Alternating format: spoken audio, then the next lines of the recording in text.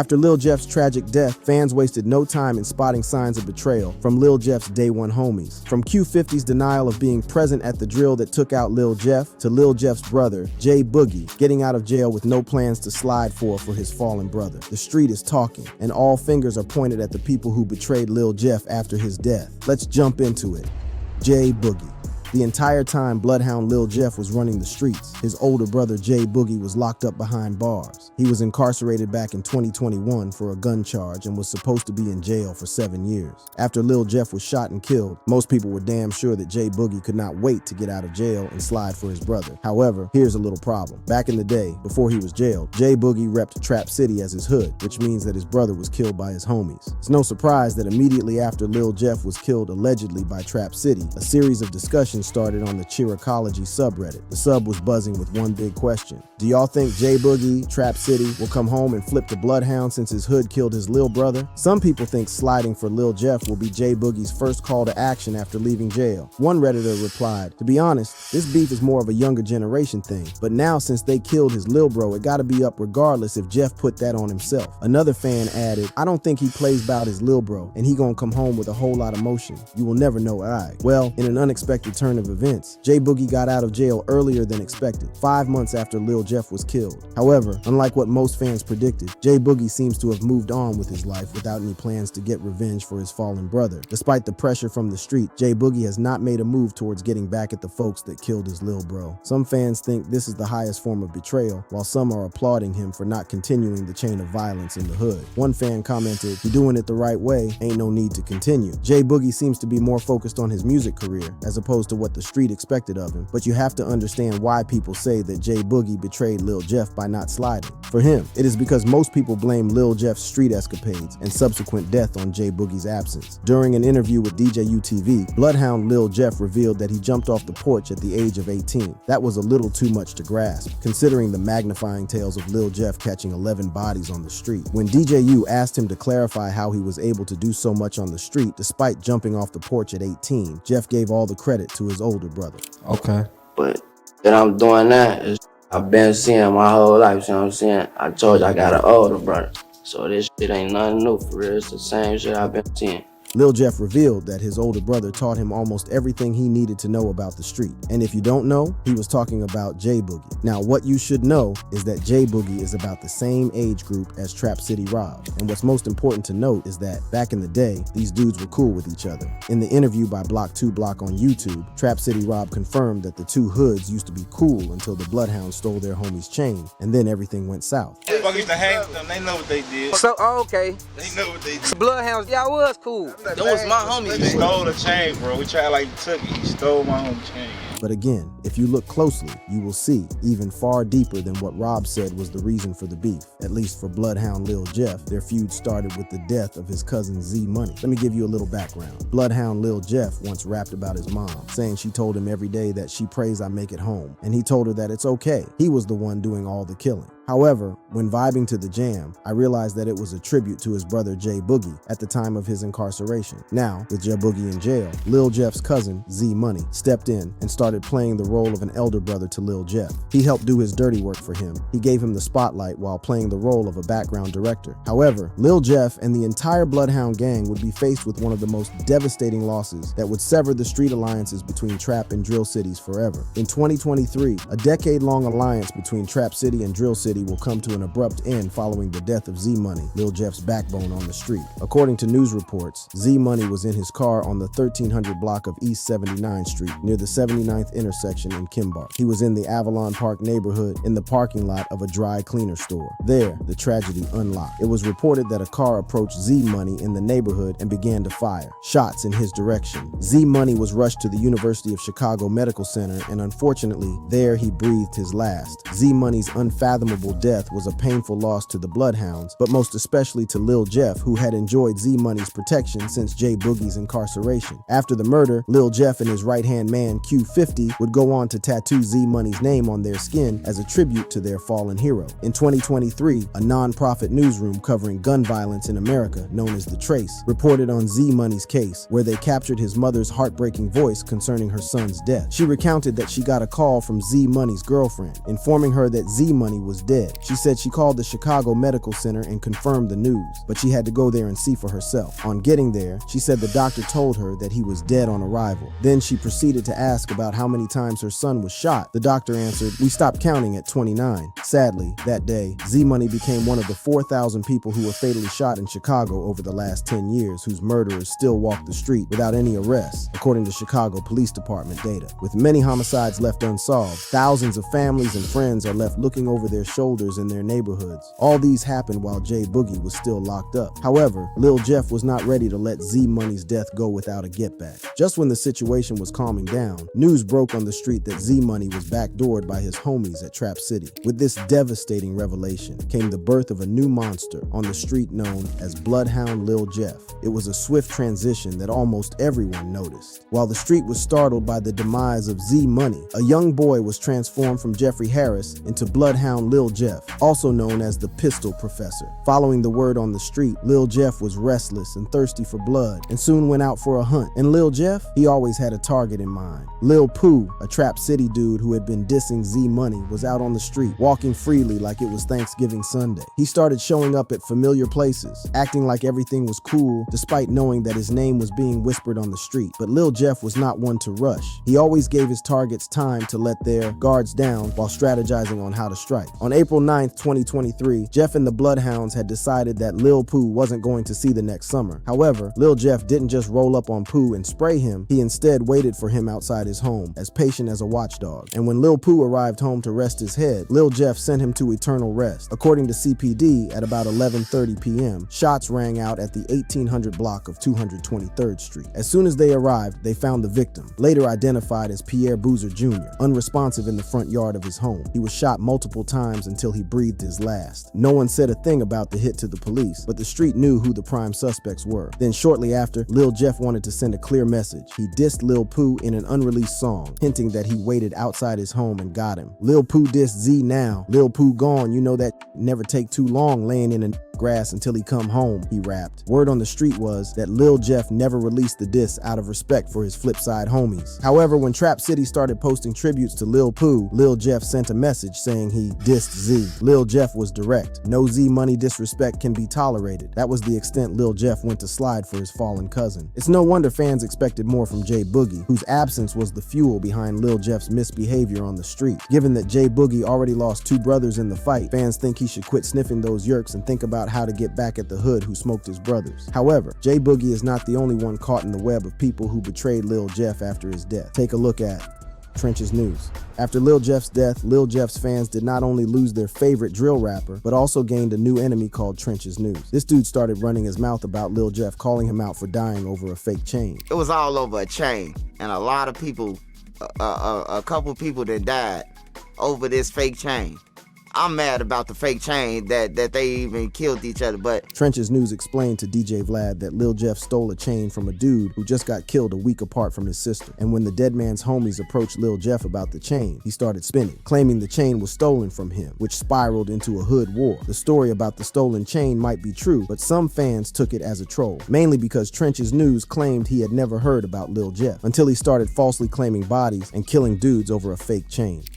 ask me who took my watch. You hear me? Like, I'm like, over a watch, bro? You did some that, and most likely the watch like these. Fake. Unfortunately, this was what upset Lil Jeff's fans. The event Trench's News was talking about is none other than the hit that made Lil Jeff famous, the Lil Rob and Monty hit. If you are not familiar with the story, then let me bring you up to speed. Back in the day, Lil Rob and Monty allegedly robbed Lil Jeff of his pieces of jewelry. As disrespectful as that was, the boys would hop on the internet to start a spree of trolling and disses directed at the Bloodhounds. The BKN boys bragged about the robbery and claimed the jewelry they got was fake. Tell the op. We talking broad day. You taking so phones. We got like 50K down.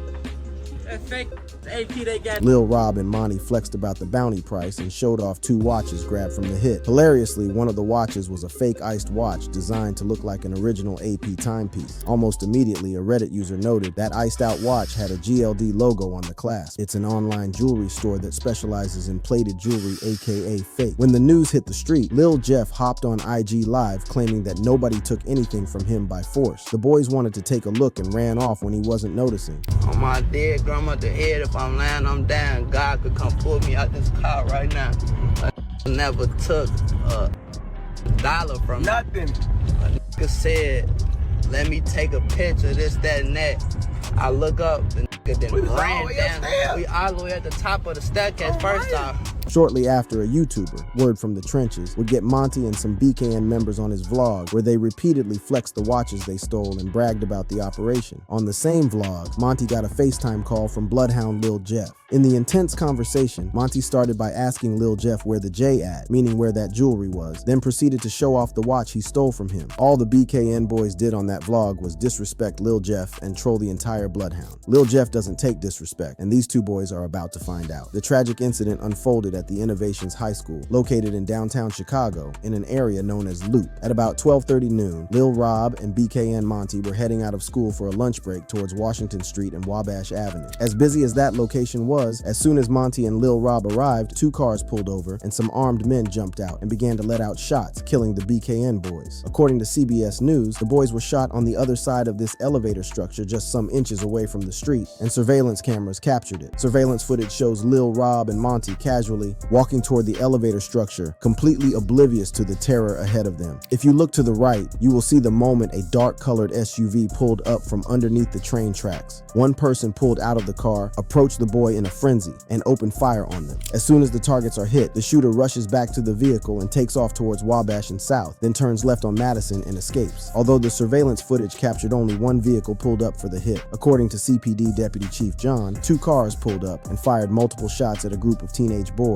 When two cars pulled up and a group of individuals exited said vehicles, fired multiple times, striking two of the teenage students of Innovations High School.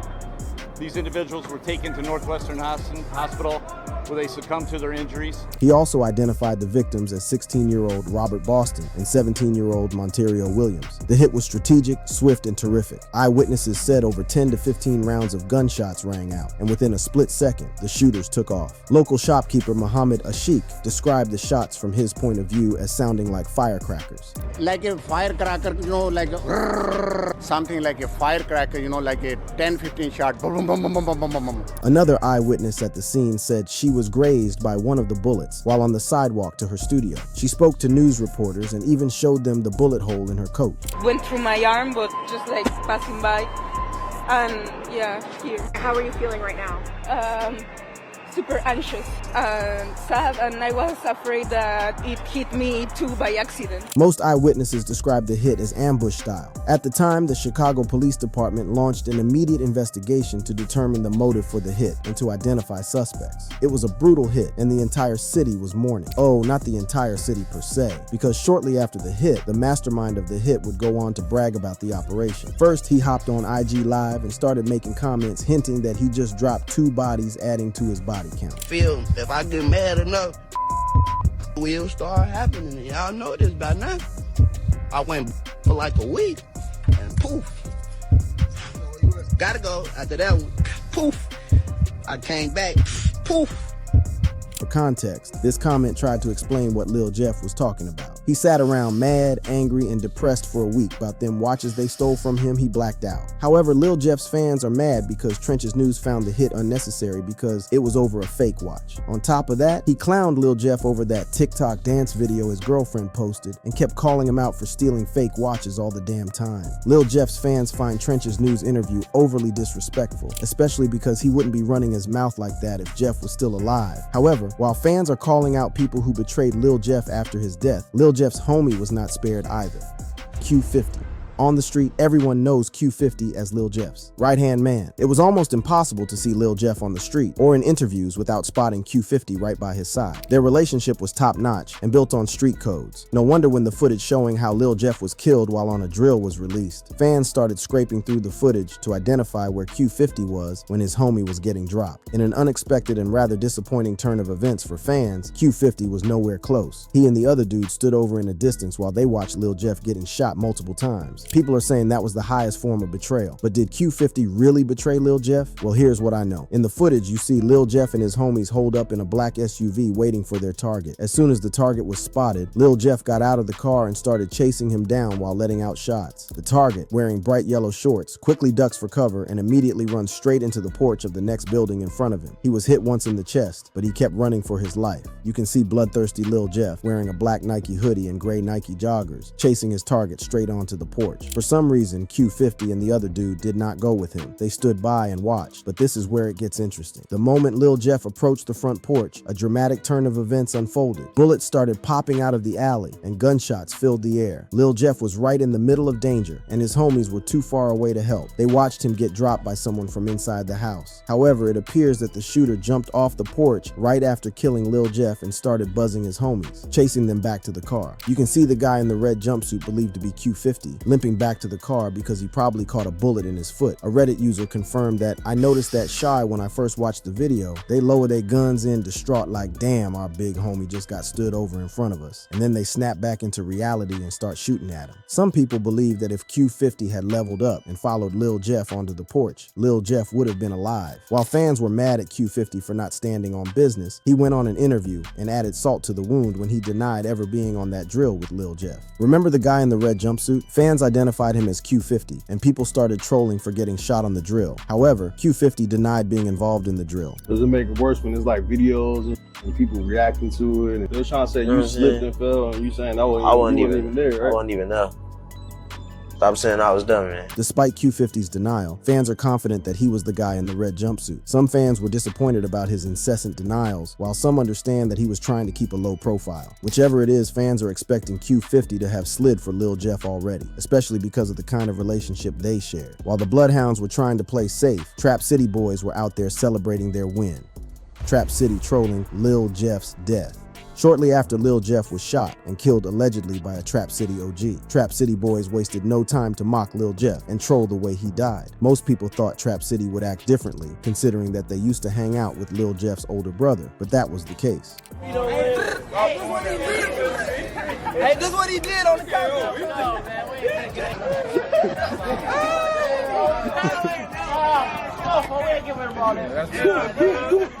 At once, Trap City took to the street with a reenactment of the dramatic turn of events that ended up with Lil Jeff getting shot 19 times while his dude stood there and watched. This trolling was started shortly after discussions on Chiricology alleged that Lil Jeff's killer was none other than Trap City Rob. This is largely because Trap City Rob, or iTrap Rob, has been arrested several times at the apartment where the shots that took Lil Jeff out were fired. However, unlike the Bloodhounds, Trap City Rob did not brag about the murder. In fact, he denied being the shooter when asked about the hit. Shortly after the hit, despite denying the body, police documents show that Trap City Rob, born Robert Coleman, was arrested in connection to the homicide. Authorities believe there was probable cause for the arrest of Trap City Rob because a witness identified and placed him at the crime scene where the shooting that killed Lil Jeff took place. According to the document, surveillance officers spotted Trap City Rob entering and leaving his apartment on S. Rhodes Avenue armed with a black firearm. It's important to mention that the surveillance officers were aware that Trap City Rob was a convicted felon and gun offender who was not supposed to own a firearm at any point in time. The report says that when the police officer tried to get Trap City Rob under custody, Rob pulled away and refused to follow verbal instructions. He used dead weight to stiffen his body, making it difficult for the officer to handcuff him. The report states that Trap City Rob left the officer no choice but to employ control techniques, escort holds, and emergency takedown to get the arrestee in custody. During the struggle between Rob and the officer, a black loaded firearm fell off Rob's thighs. At this point, Trap City Rob continued to resist arrest until another surveillance officer joined in and forced the cuffs on Rob's wrist. It was reported that because of Trap City Rob's body size and resistance, 2 handcuffs were used on him, which resulted in injuries on his right wrist. However, Trap City Rob's actions were not without consequences. According to the document, after being placed into the squad role, Coleman was transported directly to 2nd District lockup due to his actions and demeanor on scene. In a shocking turn of events, an investigation into Trap City Rob's involvement in the homicide failed to prove that Rob was the actual shooter. As a result, the murder charge labeled against against him was dropped. But because he was caught with a gun as a convicted felon, the gun charge would stick, and he will probably get some time in jail. However, following Trap City Rob's arrest, a series of reactions and rising controversies erupted on Reddit. One user commented, "I ain't well versed on Illinois self-defense laws, but it is insane to me that anybody would be charged with murder in this situation. Was it because they kept shooting him?" Another user responded, "Ain't no self-defense for overkill, probably a couple shots or so, but not 19. While the argument was centered around whether or not Lil Jeff's killer acted in self-defense, another Reddit user was concerned about dropping Rob's gun charge. The comment says, "Free his for that armed habitual he proved that day, why made it a habit." And to be honest, most fans share the same perspective, which explains why Trap City Rob was praised for standing on business after the incident. It's almost like the entire case was solved on Reddit before CPD started their investigation. But here's a big question. If the police dropped Trap City Rob's murder charge, that means the shooter is out there. Who could that be? I stumbled across the words of a Reddit user, which I'd like to leave you with. I said Rob ain't pull it. The real shooter we will probably never know because they lying low and not publicly claiming it. If you enjoyed this video, click the card showing on your screen for more videos.